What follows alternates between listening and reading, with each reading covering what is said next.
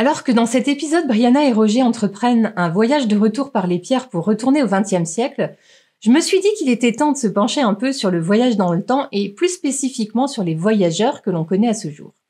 Je parlerai d'abord de ceux que l'on a vus dans la série et dont on sait de manière notoire qu'ils sont des voyageurs, et j'explorerai ensuite les romans pour vous parler de ceux que l'on n'a pas vus ou de ceux vus à l'écran dont on ne sait pas qu'ils sont des voyageurs.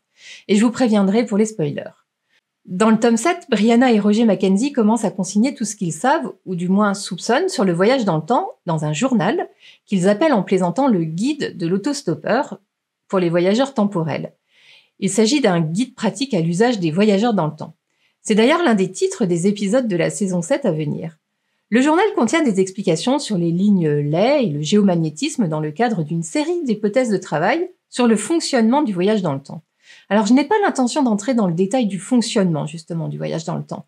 Ça pourra faire l'objet d'une vidéo à part entière, parce qu'il y a beaucoup à dire. Mais une chose importante est que cette capacité à voyager semble héréditaire. Et cela explique que les personnages dont je vais vous parler sont issus de même famille, au pluriel. Ainsi, Claire et sa fille Brianna ont cette capacité. Gaylis et ses descendants également, dont font partie Roger ou son père Jerry ou Jeremiah. Les enfants de Brianna et Roger, Jamie et Mandy, ont également hérité de cette capacité. Et là, je ne parle que de ce qu'on voit dans la série. Comme on a bien en tête l'histoire de ces personnages principaux et leurs différents voyages, je ne vais pas développer.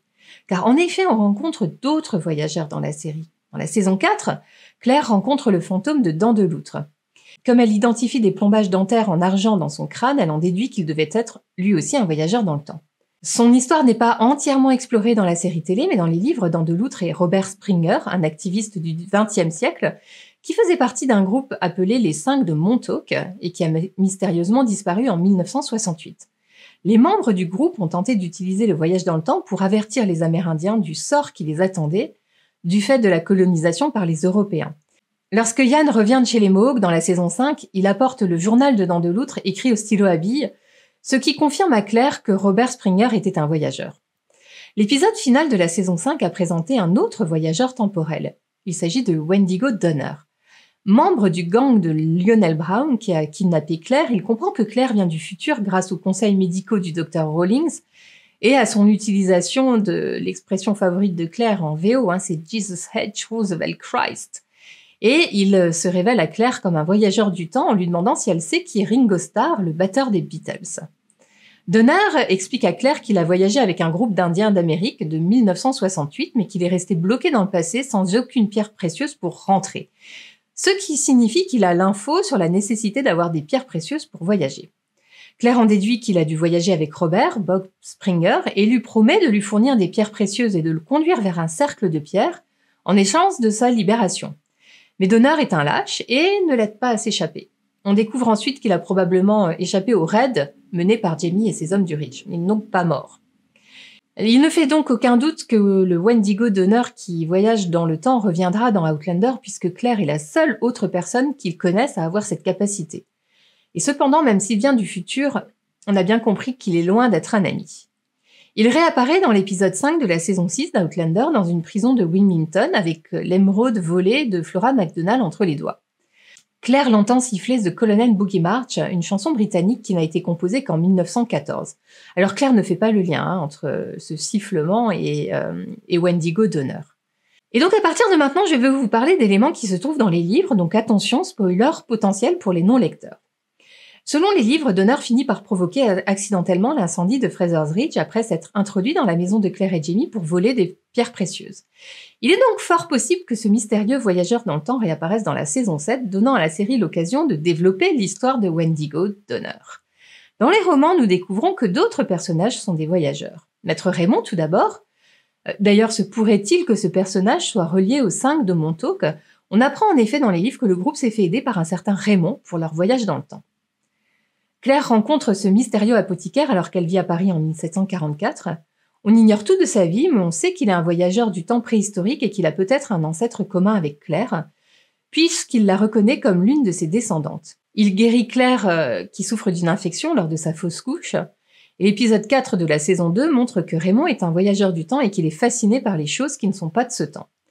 Dans la scène de la chambre étoilée, Maître Raymond et le comte Saint-Germain sont jugés pour sorcellerie, et bien que Raymond soit banni de France par le roi, il laisse entendre qu'il reverra Claire dans cette vie ou dans une autre. Et là, je cite en mettant les guillemets.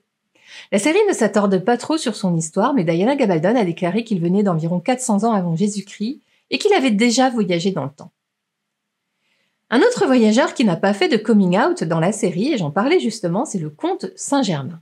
Grâce au livre, au Cercle des Sept Pierres surtout, on sait qu'il a également vécu en 1630 et qu'il a tenté de voyager dans le futur. J'en parlais dans une précédente capsule, le conte est inspiré d'une personne ayant réellement existé et qui est connue pour sa vie particulière et son aura de mystère. On lui attribue des qualités d'alchimiste, d'humaniste et de guérisseur. Dans la saga des livres, le conte semble également être conscient du caractère héréditaire de la capacité à voyager dans le temps, puisqu'il recherche activement d'autres personnes possédant l'aura bleue afin de procréer avec elles. Parmi les autres histoires de voyage dans le temps, il y a celle du père de Roger, Jeremiah Mackenzie. Le père de Roger remonte le temps par accident lorsque son avion s'écrase pendant la Seconde Guerre mondiale. Désorienté, il arrive dans une ville hostile en 1739 où il est battu et emprisonné. Il est ensuite secouru par deux hommes qui s'identifient comme des voyageurs du temps et l'aident à rentrer chez lui. L'un d'eux est Roger, qui lui dit qu'il l'aime avant de lui dire au revoir. Peu après son retour au XXe siècle, malheureusement, Jerry meurt dans un bombardement de la Deuxième Guerre mondiale. Et l'autre personne qui porte secours à Jerry en 1739, c'est Buck Mackenzie. Buck voyage jusqu'en 1980 à travers les pierres de Craignadoon et retrouve Roger, Brianna et leurs enfants. Il est également amené à voyager en 1739 en compagnie de Roger. Je développe pas trop, puisque ça va vraiment, je pense, faire partie de ce qu'on va voir dans la saison 7. Le dernier voyageur important auquel je pense est le docteur Hector McEwen. Ce personnage a voyagé par hasard de 1841 à 1737. Il s'agit d'un guérisseur que Roger a rencontré lorsqu'il était en 1739. J'espère que vous me suivez avec toutes ces dates. Et en plus de voyager dans le temps, ce docteur possède une sorte de pouvoir de guérison lorsqu'il soigne ses patients. Une lumière bleue, sort de ses mains. Roger remarque cette caractéristique lorsqu'il guérit Buck et Brianna de leurs blessures et de leurs problèmes de santé. Voilà ce que je pouvais dire de manière un peu synthétique sur les voyageurs connus. On peut noter que ceux qui totalisent le plus de voyages à travers les pierres sont Roger et Brianna, qui sont passés 4 fois, en tout cas pour ce qu'on en sait d'après les livres. Je serais curieuse de savoir combien de fois Maître Raymond a voyagé. Nous avons également quelques suspicions de nouveaux voyageurs suite au tome 9, je pense au fameux Richardson.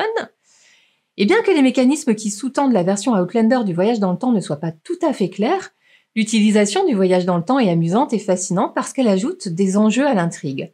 Le cœur et l'âme de la série, ce sont l'histoire d'amour et les aventures de Claire et Jamie, mais cette notion de fantastique apporte une touche de magie qui est attrayante et qui m'a d'emblée séduite. Demain, je vous parlerai du dernier épisode de la saison 5 et de tous les clins d'œil qu'il ne fallait pas manquer. Ce sera ma dernière capsule vidéo du compte à rebours. Je vous attends donc très nombreux. À demain, prenez soin de vous.